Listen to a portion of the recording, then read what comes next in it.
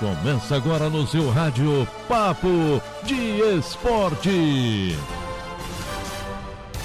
Hoje é sexta-feira e essas são as principais notícias do dia. Começamos pelo Mundial de Clubes e pela decepção palmeirense. O Palmeiras perdeu nos pênaltis para o Al-Ahly e ficou apenas na quarta colocação do Mundial de Clubes. Já para o Bayern de Munique não faltou nada, nem a cereja do bolo. Com a conquista do Mundial de Clubes, o Bayern ganhou todas as 6 competições que disputou, relativas à temporada 2019 e 2020, um dos maiores feitos da história do clube e uma façanha poucas vezes alcançada no futebol internacional. Na verdade, só uma vez, pelo Barcelona, de 2009. Durante a última semana, jogadores e comissão técnica do Bayern ressaltaram várias vezes o objetivo de repetir o sucesso daquele Barça.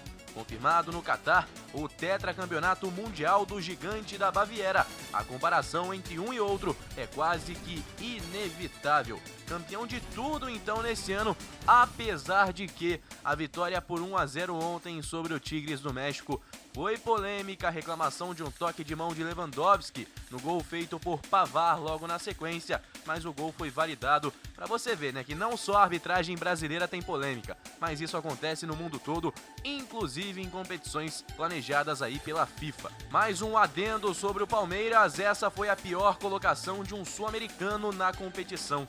Além disso, os comandados por Abel nem sequer marcaram um gol nos 2 jogos. Pouco fizeram contra o Tigres e o mesmo contra o Al-Ahly. E aí os resultados, claro, alimentaram memes e piadas de torcedores e isso faz parte do jogo, né? Agora, nada disso tira o mérito do Palmeiras de ter sido campeão da Libertadores. Vamos falar sobre Campeonato Brasileiro? Olha, nesse final de campeonato, todos os jogos, ou pelo menos a maioria deles, é muito importante. Agora, tem um jogo nesse final de semana que vai chamar a atenção de todo mundo porque mexe tanto na parte de cima como na parte de baixo da tabela e influencia a vida de gigantes do futebol brasileiro. Estou falando sobre Vasco e Internacional. Daqui a pouco eu passo os horários e a tabela para você. Mas antes, vamos falar sobre a situação do Vasco. A limitação do elenco é notória, mas vem chamando a atenção ao longo do Brasileiro a fragilidade emocional do time. Em momentos distintos com treinadores diferentes, a equipe teve atuações apáticas e foi goleada. A última, 3-0 para o Fortaleza.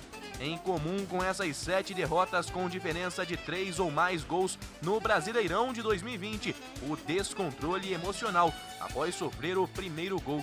Em todas elas, o time se desestabilizou, deixou o adversário tomar controle do jogo e não esboçou qualquer tipo de reação. Dentre essas derrotas aí por 3 ou mais gols, a gente pode incluir a do Atlético Mineiro, quando o técnico era Ramon Menezes, a do Grêmio, quando o técnico era Sapinto, e até mesmo a do Bragantino, já com Luxemburgo, assim como aconteceu agora com o Fortaleza. Isso mostra um pouco também de que mudar o treinador não é a chave para o sucesso, mas os times brasileiros seguem insistindo na mesma tecla. Do outro lado, o Inter sente o peso da ausência.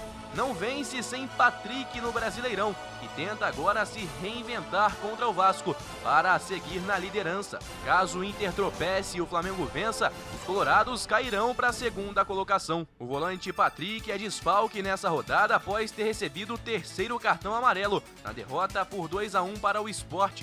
O retrospecto grita por si só o tamanho de sua ausência para a equipe de Abel Braga. Treinadores e jogadores, via de regra, citam a força coletiva e evitam individualizar virtudes e defeitos de suas equipes.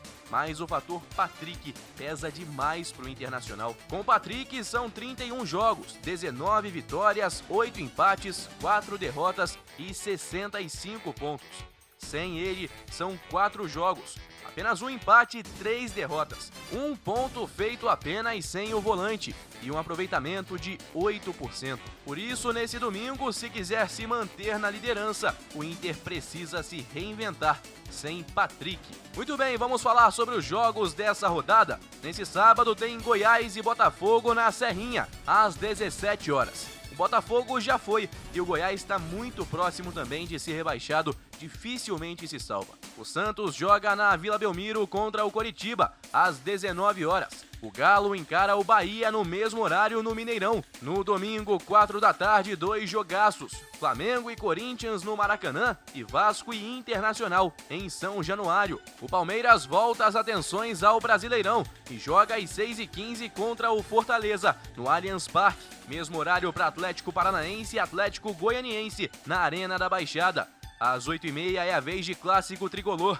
Grêmio e São Paulo, na Arena do Grêmio. Já na segunda-feira, mais 2 partidas. Ceará e Fluminense no Castelão, às 18 horas. E Sport Bragantino, na Ilha do Retiro, às 8 da noite. Na tabela, o Inter segue líder com 66 pontos. Flamengo tem 65, Atlético Mineiro 61, São Paulo 59, Fluminense tem 57, Grêmio 56. Em sétimo, o Palmeiras tem 53, Corinthians 49, Bragantino 48 e Atlético Paranaense 47 fecham a primeira página da tabela. Logo em seguida vem o Santos também com 47. O atual vice-campeão da Libertadores caminha para não participar da próxima edição.